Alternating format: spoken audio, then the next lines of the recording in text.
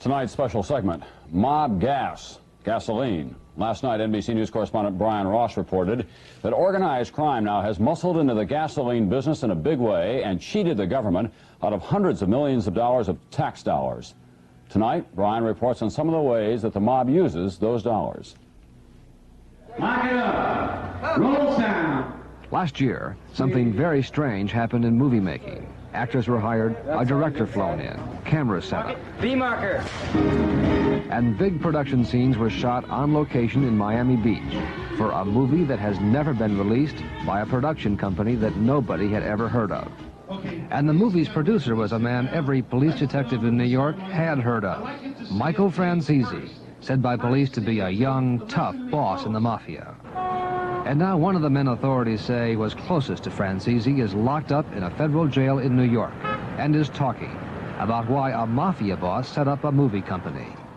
The government's informant is Larry Iarizzo, convicted of tax and mail fraud, who says Franzese's movie company was really an elaborate front, just one of many front companies the mob used to hide millions of dollars from a new Mafia racket, gasoline.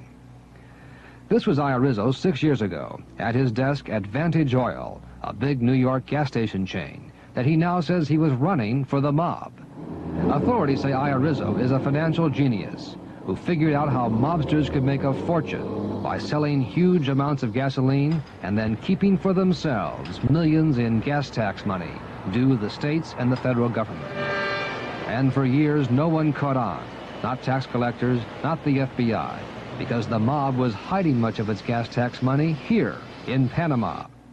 Using a phony American passport, Iarizzo traveled to Panama under the name of Salvatore Matthew Carlino and set up front companies that were able to get licensed in the United States to sell gasoline and to collect gas taxes.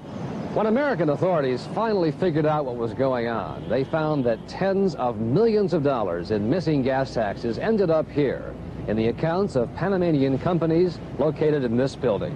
For example, Houston Holdings, one of the mob's most important front companies. Company records show the president is somebody by the name of Felix Short. We found Felix Short in the small town of Santiago, Panama, where he was making his rounds as a traveling hardware salesman. Short says the only thing he knows about Houston Holdings is that he once got $100 to sign his name on some documents in a lawyer's office where he was a clerk. Well, I'm Felix Short. That's all I know. Have you been to Florida to work in the oil business? No, I've been never in the United States. Never in the United States? Never. What Felix Short of Panama didn't know was that this man was going around Florida calling himself Felix Short. His real name is Charles Yingst, and authorities say he is one of the New York mobsters now charged in Florida with stealing as much as $40 million in gas taxes using the mob front Houston Holdings. Robert Dempsey of the Florida Department of Law Enforcement. This has an impact on every one of us who buys a gallon of gasoline.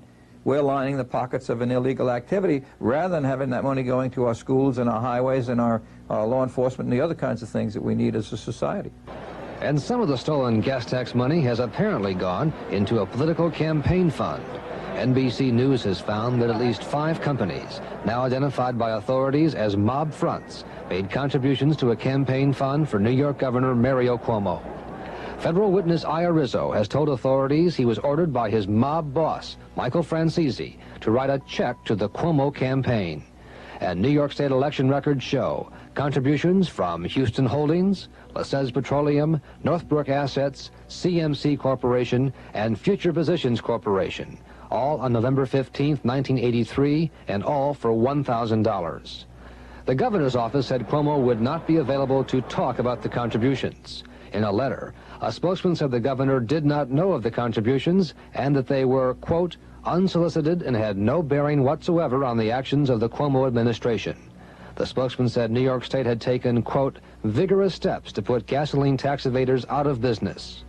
All 5 companies that gave contributions have been put out of business and are now under investigation by New York State and federal authorities. In the last 5 years, organized crime has made a staggering amount of money in the gasoline business. By some estimates, $1 billion or more. Much of this has been done in the middle of the night, with mobsters making secret deliveries of mob gasoline, stealing the gas tax money, and hiding it in front companies set up all over the world. Gasoline is a heavily taxed item in this country, and in many places, what was intended to be a tax for the states and the federal government is now a mob tax. Thanks for watching. If you enjoyed this video and want to see more of our Mafia TV series, please like and subscribe. Until next time, forget about it.